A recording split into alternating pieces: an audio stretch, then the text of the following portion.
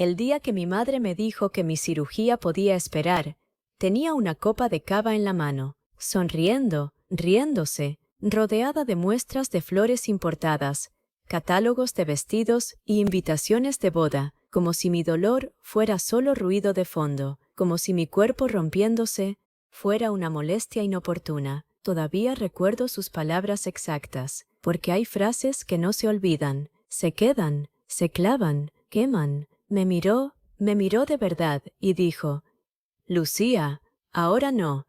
La boda de tu hermana es dentro de 6 semanas. No preguntó qué me pasaba, no preguntó si estaba bien, no preguntó si era grave, solo eso, como si mi operación estuviera interrumpiendo algo importante. Y quizá ese debió ser el momento en que entendiera mi lugar en aquella familia, el papel que siempre me habían dado, segunda opción, desechable, temporal, pero no lo entendí, todavía no.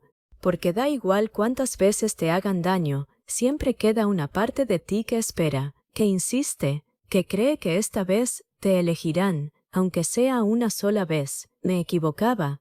Y lo que pasó después, lo que hicieron mientras yo estaba tumbada en una cama de hospital, fue algo que jamás terminé de perdonar. Pero para entender eso, primero tienes que entender a mi hermana, Inés. Inés era el milagro de la familia. Así la llamaban mis padres, la bendición, la luz de la casa, la niña destinada a grandes cosas. Y yo era Lucía, el accidente, así me llamó una vez mi tía, no a la cara. La escuché desde la puerta de la cocina. Tenía 12 años, sostenía un proyecto de ciencias con matrícula de honor, y la oí preguntar: «Ella no fue planeada, ¿verdad?». Y mi madre se rió de verdad. Recuerdo quedarme quieta, sin poder respirar. Fue ahí cuando entendí algo. Yo nunca fui soñada en esa familia, solo fui añadida, como una silla extra en la mesa, sin intención. Inés era 2 años mayor, guapa,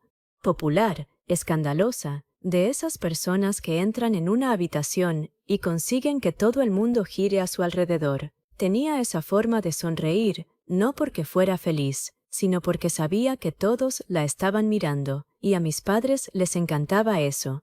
Mi padre siempre decía: «Esa niña ha nacido para brillar». Jamás dijo eso de mí, ni una sola vez, ni cuando saqué las mejores notas, ni cuando entré en enfermería en Madrid, ni cuando hice turnos dobles para pagarme la carrera. Nada. Inés dejó la universidad a los 6 meses. Dijo que no era lo suyo. Mis padres lo llamaron valentía. Dijeron que estaba buscándose a sí misma. Yo trabajaba 70 horas a la semana. Ellos decían que era fría, distante, difícil. A los 28, Inés se comprometió con Álvaro Castaño, familia rica, alta sociedad de Salamanca. Boda en La Moraleja, todo lujoso, todo exagerado, todo caro, y desde la pedida, mis padres se obsesionaron por completo. Cada cena, cada conversación, cada fin de semana, el lugar, las flores, la lista de invitados, la prueba del menú, los vestidos, todo giraba alrededor de Inés, todo el tiempo. Y sinceramente, ya estaba acostumbrada a lo que no estaba acostumbrada, al dolor. Empezó como presión, una tensión extraña en la parte baja del abdomen. Nada constante, nada alarmante. Al principio lo ignoré. Tenía turnos, facturas, vida. Siempre había algo más urgente, algo más importante. O eso me decía, pero el dolor empeoró. Se volvió agudo, violento, como si algo dentro de mí se estuviera retorciendo. En el hospital, a veces tenía que detenerme a mitad de pasillo, agarrarme al mostrador, respirar, sonreír, fingir, porque las enfermeras no pueden derrumbarse. No en mitad de un turno de 12 horas, no cuando alguien depende de ti. Me convencí de que era estrés, cansancio, agotamiento, burnout, hasta que una noche mi cuerpo decidió por mí. Me desplomé, ahí mismo, en la sala de descanso. Caí al suelo sin poder respirar, sin poder moverme.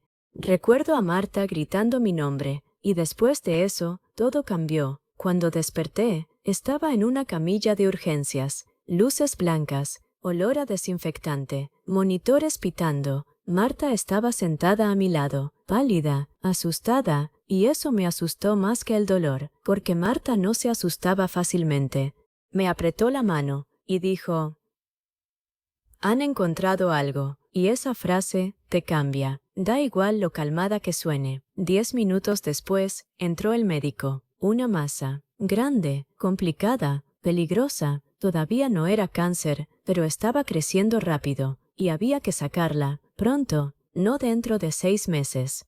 No, cuando todo se calme, pronto, en cuestión de semanas. O podía perder mucho más que la salud. Y mientras él hablaba, yo solo pensaba una cosa: ¿cómo? ¿Cómo iba a pagar aquello? Mientras él hablaba, yo solo pensaba una cosa: ¿cómo? ¿Cómo iba a pagar aquello? Incluso con seguro.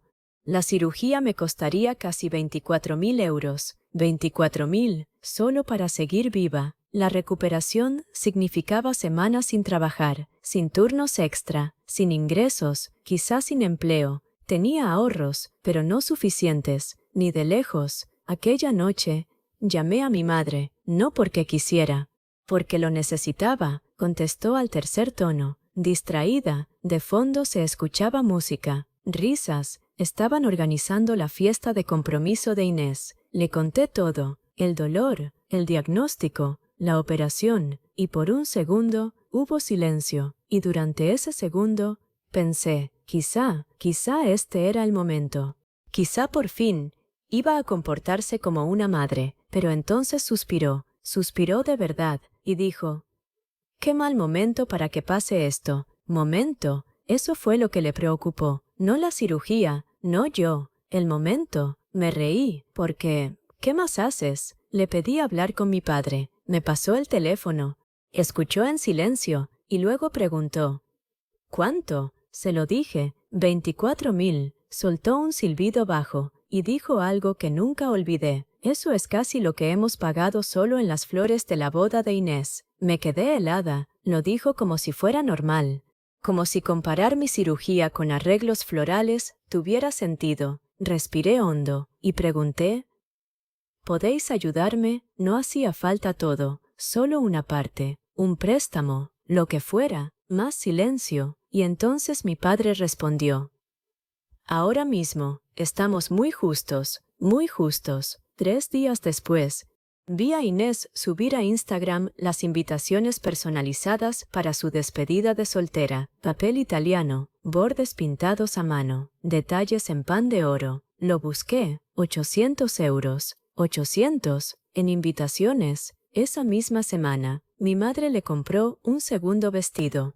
Por si acaso, para la recepción, 3.000 euros. Lo sé porque Inés se encargó de presumirlo en la cena. Y sí, aún así, esperaban que estuviera allí, sonriendo, aplaudiendo, celebrando, como si no estuviera intentando encajar una cirugía entre centros de mesa y pruebas de pastel.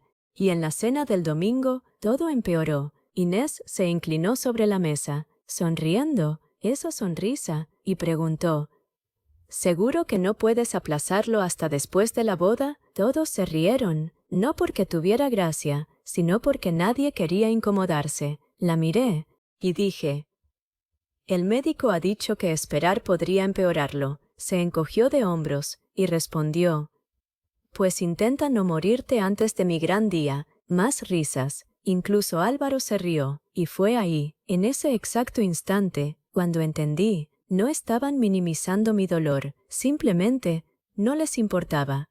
Y eso dolió más, porque cuando alguien te odia, al menos te ve. Pero mi familia miraba a través de mí, como si fuera parte del mobiliario. Y una semana después, todo fue peor, mucho peor. Una semana después, recibí la llamada del hospital. Necesitaban la confirmación final y el depósito inicial. 10.000 euros por adelantado, o mi cirugía se aplazaría, no cancelada, solo aplazada. Pero aplazarla significaba riesgo, más dolor, más complicaciones, más posibilidades de que algo fuera irreversible. Recuerdo estar sentada dentro del coche, frente a mi apartamento, mirando el móvil, intentando no entrar en pánico, intentando pensar. Tenía 8.000 euros ahorrados, todo lo que había construido en 6 años, turnos de noche, horas extra, festivos perdidos, cumpleaños perdidos, vida perdida. 8.000, y aún así,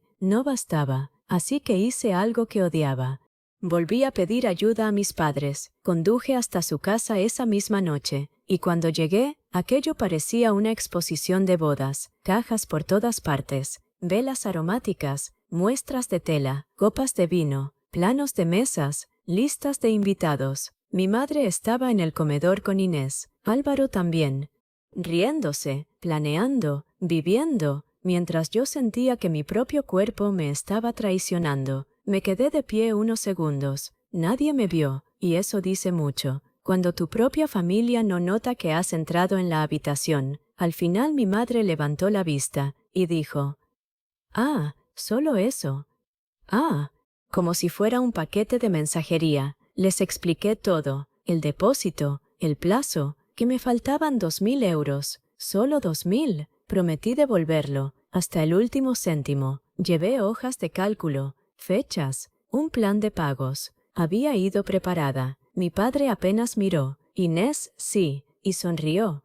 Esa sonrisa torcida, fría, me puso la piel de gallina. Mi padre cogió los papeles, los dobló, los dejó sobre la mesa, y dijo: «Ya hemos hablado de esto, Lucía». Tragué saliva, lo intenté otra vez. No es una cirugía estética. Puso los ojos en blanco, como si estuviera exagerando, y entonces mi madre dijo la frase que lo cambió todo: «No podemos seguir sacrificando la boda de Inés por tus problemas». Sacrificando, la miré, porque ¿qué habían sacrificado exactamente? Nada.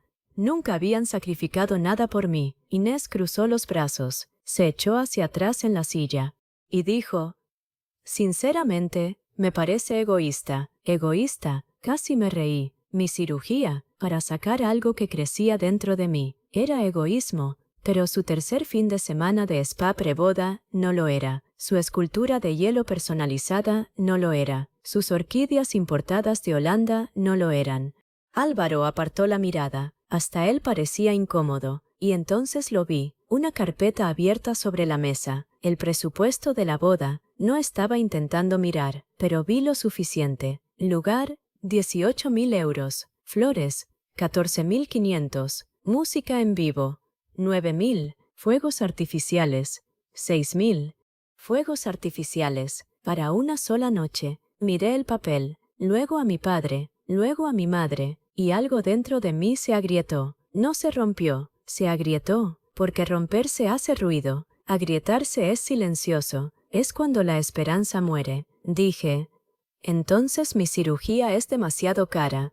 «Pero los fuegos artificiales no». Mi madre se levantó de golpe, furiosa, no culpable, furiosa, y dijo: «¿Esta boda es importante?». Le pregunté: «¿Más importante que vuestra hija?». No respondió. Inés sí, riéndose de verdad, y dijo: «Bueno, una de las dos solo se casa una vez».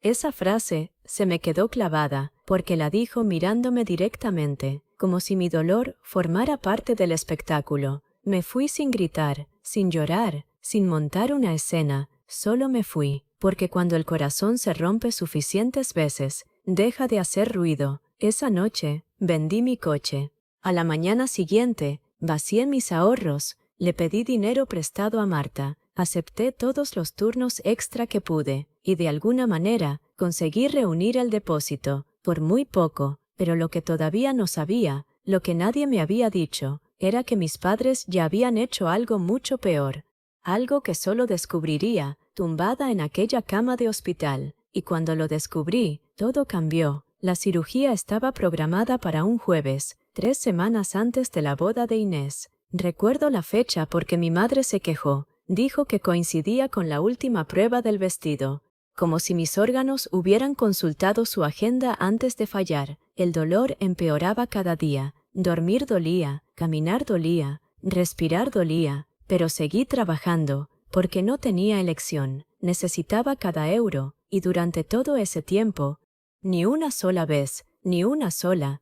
Mis padres me preguntaron cómo estaba. Inés sí me escribió, pero no para saber de mí. Me preguntó si podía ayudarla a montar los recuerdos de boda. 300 cajas hechas a mano, con lazos de seda, personalizadas. La dejé en visto, Y por primera vez, eso me hizo sentir bien, pequeño, pero bien. La mañana de la cirugía, Marta me llevó, 5:30 de la mañana, todavía oscuro, frío. Me pasé todo el trayecto mirando el móvil, esperando. Quizá mi madre escribiría, quizá mi padre, quizá algo, nada, ni siquiera un buena suerte.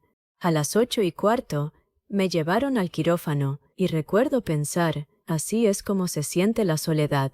No física, emocional, saber que si algo salía mal, las personas que más deberían preocuparse, ni siquiera lo sabrían, o peor, lo sabrían, y aún así no vendrían. Cuando desperté, me dolía todo, el abdomen, el pecho, la garganta, pero había terminado. El médico dijo que habían conseguido sacarlo todo, que necesitaría semanas para recuperarme, quizá meses, pero estaba fuera. Por primera vez en mucho tiempo, sentí alivio, hasta que Marta entró en la habitación. Y lo supe al instante, algo iba mal. No parecía preocupada, parecía furiosa. Se sentó a mi lado, sacó el móvil, y dijo: «Lucía, ¿sabías que tus padres vaciaron tu fondo de emergencia?» Parpadeé. «¿Mi fondo?» Yo tenía uno, un pequeño fideicomiso. Mi abuela Carmen me lo dejó cuando murió. 30.000 euros. No era una fortuna, pero era protección. Para emergencias, tratamientos, estudios, vida. El fondo estaba bloqueado hasta que cumpliera 30 años. Yo tenía 29. Faltaba uno. Mi padre figuraba como cofirmante. Me incorporé demasiado rápido. El dolor me atravesó el abdomen. No me importó. ¿Qué quieres decir con vaciaron? Marta me enseñó el móvil. Inés había subido un video, recorriendo el lugar de la boda. Champán, risas, mi madre gritando emocionada por la mejora sorpresa. Y en la descripción: «Gracias a papá por hacer magia de última hora».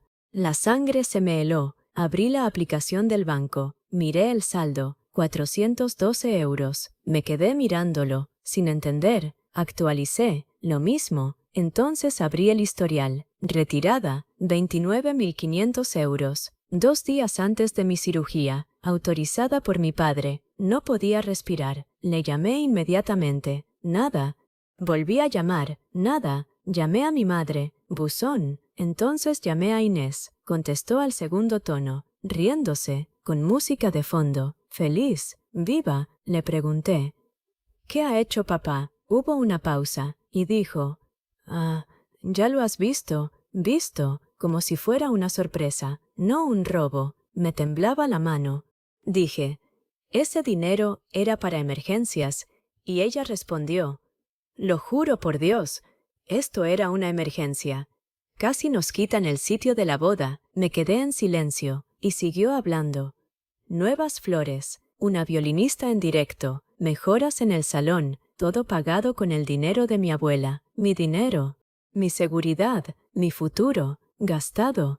En una boda, mientras a mí me estaban abriendo en una mesa de operaciones, y fue ahí, no con el diagnóstico, no con el rechazo, ni siquiera con la cirugía, ahí, en ese instante, cuando dejé de ser su hija y me convertí en otra cosa, un problema que ellos todavía no sabían que podía devolver el golpe. Salí del hospital 2 días después, en contra del consejo de Marta, en contra del consejo del médico. Apenas podía mantenerme en pie. Cada paso parecía arrancarme los puntos por dentro, pero necesitaba respuestas, necesitaba mirarles a los ojos, porque una parte de mí, la última parte estúpida, seguía creyendo que tenía que haber una explicación, un malentendido, algo. No lo había. Cuando llegué a casa de mis padres, la entrada estaba llena, furgonetas de reparto, decoradores, floristas, personal del catering. Parecía el rodaje de una película, como si mi dolor hubiera financiado una celebración. Entré despacio, sujetándome el abdomen, y lo primero que escuché fue risa. Inés estaba en el salón, probándose joyas, mi madre ajustándole el collar, mi padre sirviendo champán, Álvaro hablando con el fotógrafo. Nadie se detuvo, nadie corrió hacia mí, nadie preguntó por qué estaba pálida, o por qué caminaba como si me hubieran atropellado. Mi madre me miró, frunció el ceño, molesta. no preocupada, molesta, y dijo, «No deberías estar descansando». Esa fue su primera frase. No, ¿cómo ha ido la operación? No. ¿Estás bien? Solo molestia. Miré a mi padre, directo, sin suavidad, sin miedo, y pregunté, «¿Fuiste tú quien sacó el dinero de mi fondo?» El salón se quedó en silencio. Inés se quedó quieta. Álvaro parecía confundido. Mi padre dejó la copa sobre la mesa, despacio, y respondió, «No fue un robo. Esa palabra, no fue un robo. Eso significaba que sabía perfectamente lo que era». Pregunté, «¿Entonces qué fue?» Y mi madre respondió antes que él, «Fue familia, familia». La palabra que usa la gente cuando quiere acceso a tu sacrificio, pero nunca ofrece el suyo. Dije, «Ese dinero me lo dejó la abuela». Mi padre asintió y respondió, «¿Y siguió en la familia?» Me reí de verdad, porque la crueldad de esa lógica era absurda. Miré a Inés. Le pregunté, «¿Tú lo sabías?» Ni pestañeó, ni dudó. Solo dijo, «Tampoco lo estabas usando». Algo frío me recorrió por dentro. No era rabia, era claridad, pura claridad. Álvaro la miró, luego me miró a mí, y por primera vez pareció incómodo. Bien, debía estarlo. Pregunté, ¿y si hubiera muerto en la operación? Silencio, silencio de verdad, pesado. Nadie respondió, porque esa pregunta tenía peso. Mi madre fue la primera en hablar, y dijo, «No exageres, ese fue el golpe final, no el robo, no el abandono. Eso, porque me enseñó todo. Mi sufrimiento era exagerado, su codicia era normal. Les dije que quería el dinero de vuelta, hasta el último euro». Mi padre se rió y respondió, «¿Con qué?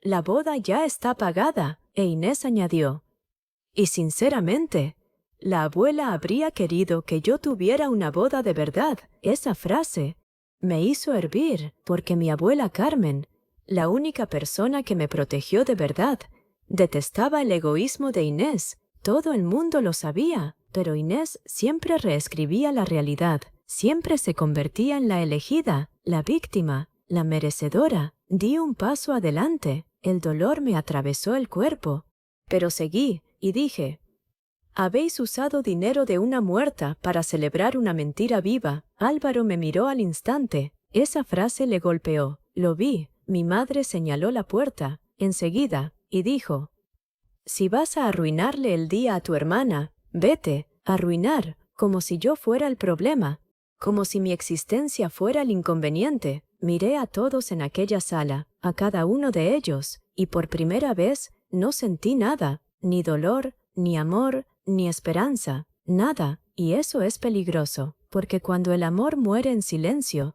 lo que nace en su lugar es decisión. Me fui, y durante 12 días no dije nada, ni llamadas, ni mensajes, ni redes, nada. Pensaron que me había rendido, pensaron que habían ganado. Ese fue su error, porque durante esos 12 días encontré algo que mi padre había olvidado, algo que mi abuela había escondido, y cuando abrí aquella caja, entendí que la boda no era el final de la historia, era solo el principio. Todo empezó con una caja vieja, cubierta de polvo, olvidada al fondo de mi armario. Mi abuela Carmen me la dio cuando tenía 21 años. Lo recuerdo perfectamente. Me agarró las manos, me miró a los ojos y dijo, «Si algún día sientes que algo no encaja, abre esto». En aquel momento pensé que exageraba. La abuela Carmen era así, intensa, observadora. Siempre veía cosas que nadie más veía, especialmente dentro de nuestra familia. Nunca toqué aquella caja durante años, pero después de lo que hicieron, no podía dejar de pensar en ella. Así que al 12º día, todavía dolorida por la cirugía, todavía con los puntos tirando, la abrí. Dentro había cartas, tarjetas de cumpleaños antiguas, fotografías, recibos, documentos, copias legales, y un sobre sellado, con mi nombre escrito a mano, su letra. Me temblaban las manos. Lo abrí. Dentro había una carta, corta, simple, pero devastadora. Lucía, si estás leyendo esto, significa que tu padre ha hecho exactamente lo que temía. Siempre creyó que lo que era tuyo podía redirigirse, especialmente si Inés lo quería. Por eso protegí la verdadera herencia, no el fondo. El fondo era cebo. Cebo. Leí esa palabra 3 veces. Cebo. Seguí leyendo. Existe otra cuenta, privada, intocable para tus padres, a tu nombre. Solo puedes acceder a ella a través de la abogada Margarita Bellido. Ella lo tiene todo, incluyendo pruebas de cada retirada no autorizada que tu padre hizo durante años. Si ha cruzado la línea, úsalo, y no sientas culpa. Él nunca la sintió. Me quedé inmóvil, leyéndolo una y otra vez, el corazón disparado. Otra cuenta, otra herencia. Llamé a la abogada inmediatamente. Margarita Bellido, Madrid, contestó al segundo tono, como si estuviera esperando. Eso me inquietó. Solo me hizo una pregunta. ¿Ha tocado el fondo? Respondí. Sí, suspiró, y dijo. Entonces tu abuela tenía razón. Al día siguiente, fui a su despacho, en pleno centro de Madrid, pequeño, silencioso, elegante. Puso varias carpetas sobre la mesa, transferencias bancarias, firmas, registros, años enteros de movimientos, no solo de mi fondo, otras cosas también, pequeñas retiradas de la herencia de mi abuela, joyas desaparecidas, inversiones movidas. Mi padre llevaba años desviando dinero, poco suficiente para no levantar sospechas, pero suficiente para importar. Pero eso no era lo peor. Lo peor fue esto. Margarita abrió otra carpeta y me enseñó 3 propiedades en alquiler, un edificio comercial y una casa frente al mar en Asturias. Todo dentro de una sociedad, todo transferido legalmente a mi nombre, 2 años antes. Valor estimado, 1,8 millones de euros. Me quedé mirándolo, sin poder hablar. Margarita sonrió y dijo, tu abuela sabía exactamente quién iba a necesitar protección. Y lloré, allí mismo, no por el dinero, sino porque alguien me había visto, de verdad, incluso después de morir. Entonces Margarita deslizó otro documento hacia mí, una cláusula, si cualquier miembro de la familia usaba fraude, coacción o acceso indebido contra mí, perdía automáticamente cualquier derecho futuro sobre la herencia. Para siempre. Y podía ser demandado. Mi padre había firmado esa cláusula años atrás, solo lo olvidó, o creyó que yo nunca lo descubriría. Aquella noche recibí un mensaje de mi madre, el primero en casi 2 semanas, no para preguntar cómo estaba, no para pedir perdón. Solo esto. No conviertas la boda de tu hermana en uno de tus dramas. Me quedé mirando la pantalla y sonreí, porque por primera vez no estaba reaccionando, estaba planeando, y 3 días después, confirmé mi asistencia a la boda. Sí, iba a ir, porque si querían que estuviera allí, iba a darles un día que jamás olvidarían. La boda fue un sábado, sol brillante, cielo limpio, todo perfecto, exactamente el tipo de día que Inés siempre creyó merecer. Llegué temprano, en silencio, vestido negro sencillo, sin maquillaje exagerado, sin espectáculo, todavía recuperándome, todavía con dolor, pero de pie, y eso importaba. Cuando mi madre me vio, pareció sorprendida, no feliz, solo sorprendida, como si de verdad creyera que no iba a aparecer. Inés vino hacia mí, todavía con la bata puesta, el pelo a medio hacer, una copa de cava en la mano,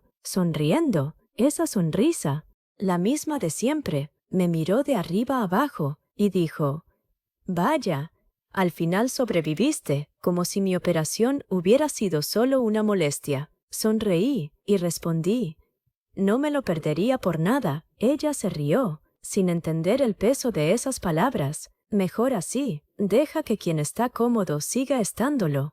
La ceremonia empezó a las 4, jardines enormes, rosas blancas por todas partes, un cuarteto de cuerda, lámparas de cristal colgadas entre los árboles, lujo, dinero, mi dinero, por todas partes. Me senté en la tercera fila, la familia de Álvaro a un lado, la mía al otro, Mi padre evitaba mirarme.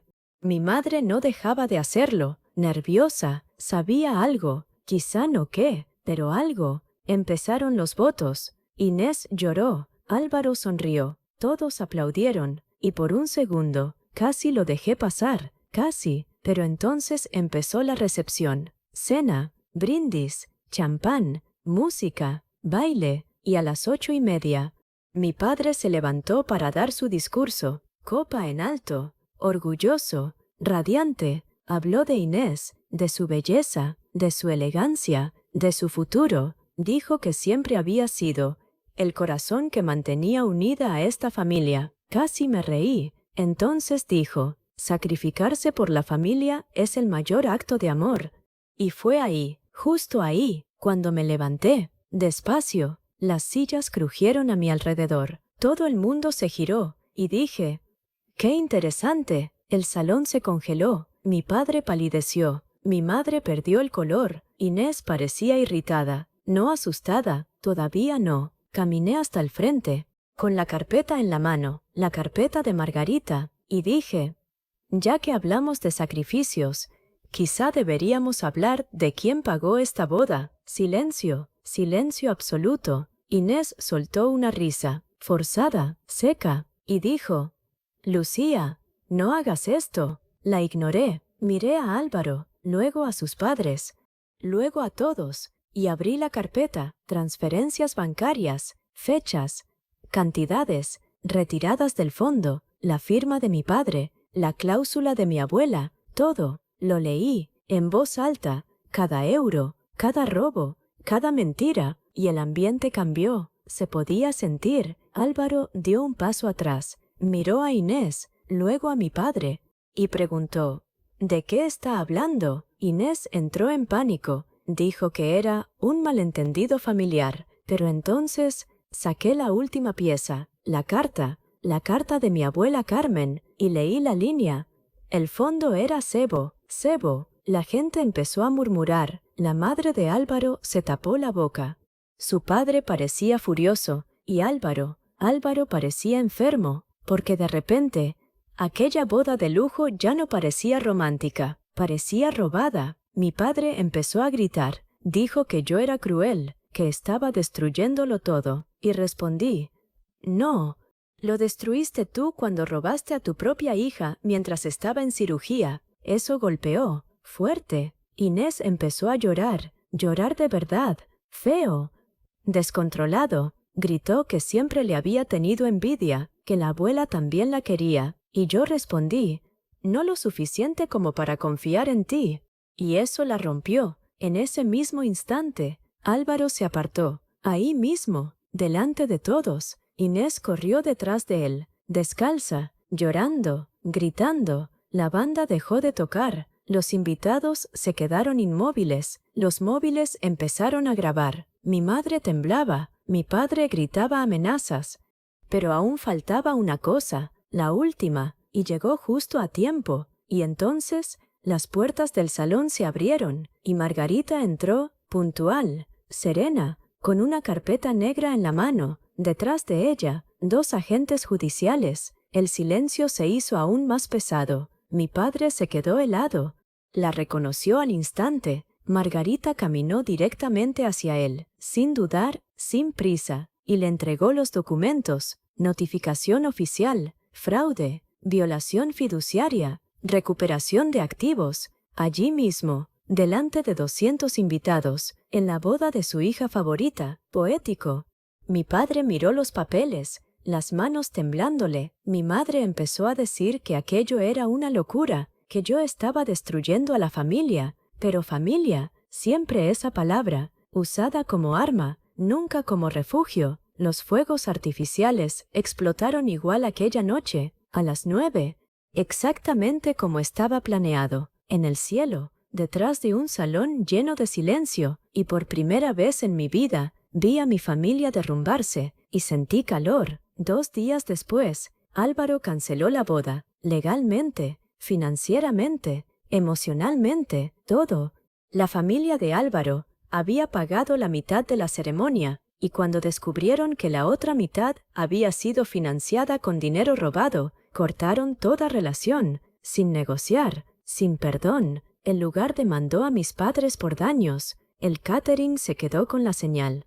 La floristería rechazó devolver el dinero. El fotógrafo nunca publicó las fotos. Y el Club Social de Salamanca retiró discretamente la membresía de mis padres. Eso destruyó a mi madre más que perderme a mí. El estatus siempre fue eso. Mi padre intentó pelear la demanda durante meses, pero Margarita lo tenía todo. Cada transferencia, cada firma, cada retirada, cada fraude. Al final aceptó un acuerdo. Tuvo que vender 2 propiedades. Perdió gran parte de su jubilación y aún así devolvió parte del dinero que robó, con intereses, con multas, con humillación.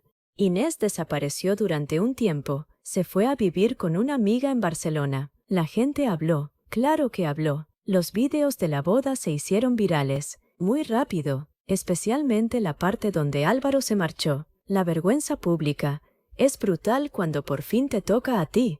Mi madre me envió 3 cartas. Ninguna era una disculpa. Y eso importa. La gente confunde las dos cosas. Pedir perdón es decir, te hice daño. Explicarse es decir, aquí tienes por qué creí que estaba justificado. Quemé las 3, sin leerlas, porque después de un tiempo, cerrar una herida no es escuchar al otro, es escucharte a ti misma. Mi recuperación fue lenta, física, emocional. Algunos días me despertaba llena de rabia, otros vacía, otros libre. Marta estuvo conmigo en todo, consultas, silencios, dolor, curación.